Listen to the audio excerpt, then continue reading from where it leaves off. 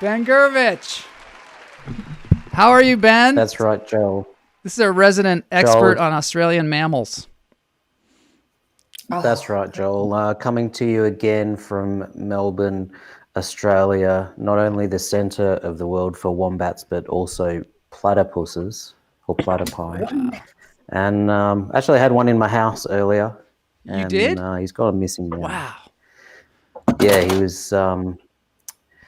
he was going around moose, and moose didn't seem too bothered by him. But fascinating little creatures they are.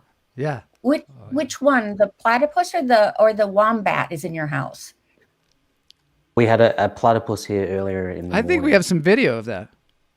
If we could go to that. Let's go to the video.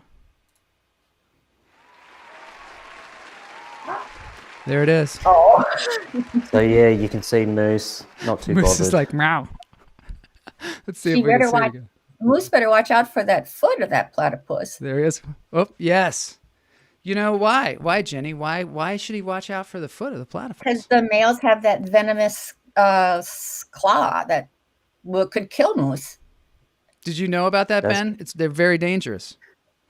Yeah, they are very dangerous. They're the males have in their back legs venom, and there's lots of really fascinating facts about them. Like they don't really have teeth, so they use gravel, and they get a bunch of gravel in their mouth, and they sort of use that sort of like dentures to break up food. You know what else?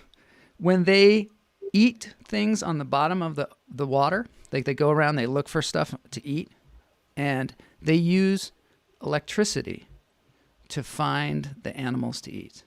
Did you know that? I did not know that. Yeah. So they have some kind of well, first of all, they close their mouth and their ears while they're underwater.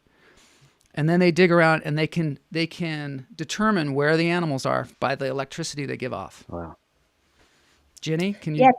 So they're not. Yeah, I knew that. Yeah, and they're not like. But ducks don't have that. But their sensors are in their bill. You know what? What do they eat? We're going to get to that.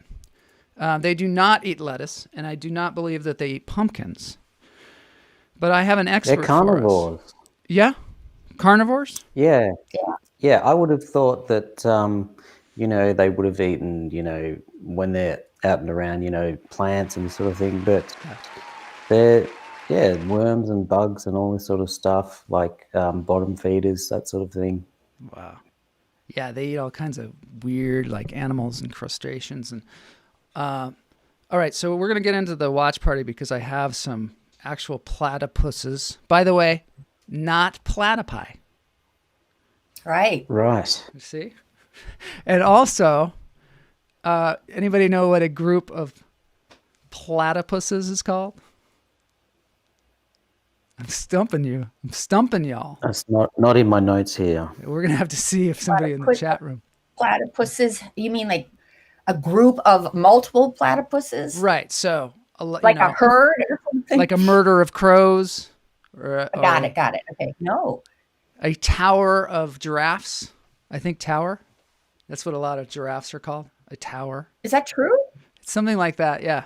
I mean, somebody can fact check me on that. All right. So we're moving into the watch party here. There's going to be a little intro, of course. Here we go. And this is Ember, who's a 2-year-old female platypus, and she was bred here as part of our captive breeding program. Hillsville Sanctuary was the first place to ever breed the platypus, and so far there have only been 2 zoos that have successfully bred them. Now most of our success has occurred just within the last 3 years, where we bred some twins. We bred Ember here, and we had a baby boy just earlier this year. I want to ask you something, Ben. In Australia, Australians tend to talk up at the end of their sentences. So they say, we've got this great platypus here. And I want to welcome Ben Gurvich, as if it's like they're asking a question. Yes. Are they asking a question, or how did this develop? Is it something that you're aware of? That's such a good question. Yeah, it is something that I'm aware of, and it's pretty annoying because it makes you look like you're asking a question or not sure about what you're talking about. So I think it's called Upspeak. Upspeak? Ginny, do you upspeak? Yes, but I try not to. It's one of those things. Once you become aware that you upspeak, you all of a sudden are like, "Wow, I'm doing this all the time." And I think it's a habit that kind of comes and goes. But I think in Australia, it happens a lot. It might be something they do in England too. I don't know, but Australians, I think. Well, they're so cool because they're unlike anything else in Australia or in the world, really. As you can see, they do look a little bit unusual, but they do actually have loads of personality. So Amber here, she's our troublemaker. So if there's something to climb on and jump off, she's your girl. It makes you sound weak. Platypus is one of the most expensive animals to keep in captivity. It costs us around $13,000 just to feed Amber for 1 year, which is about double what you would spend on food for yourself every year. Wow. This is how many yabbies Amber will eat each day. Wow. She also gets a big handful of earthworms. She gets some mealworms, fly pupae, and as a special treat, which she'll get today, she also gets blackworms and dragonfly larvae. This is interesting. I love this video. They do like to eat a whole range of invertebrates, from yabbies to worms and all sorts of bugs that you find in creeks and rivers. And all of these invertebrates are really dependent upon the type of water that they live in. So only clean water that doesn't have any chemicals in it, those invertebrates will be able to breed there, which means the platypus will have lots of food. If the water's contaminated and really dirty, there'll be no food for the platypus. So this is... I'm hearing it now more and more, Joel. You are? Yeah. Oh, one of the things they're saying just at the end of this is to go phosphate free because it hurts the platypus. And you can affect the platypus, Ben, because you're living amongst them. But yeah, You're hearing that upspeak.